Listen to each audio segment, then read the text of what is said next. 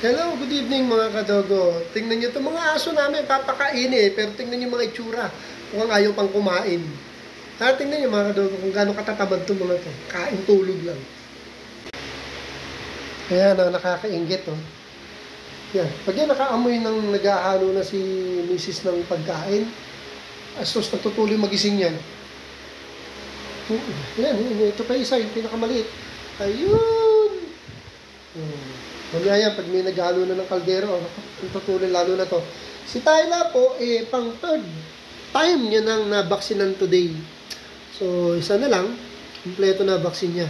Kaya medyo masakit batok niya. Vaccinated yan, 2 times na. Right. Hoy, mga tamad. Ano?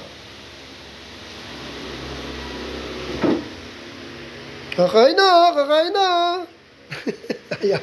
Kasi gusto nila maririnig yung kaldero. Parang proof yun.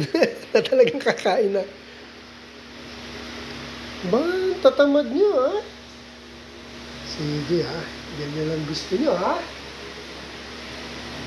Ganyan pala ang gusto nyo ha?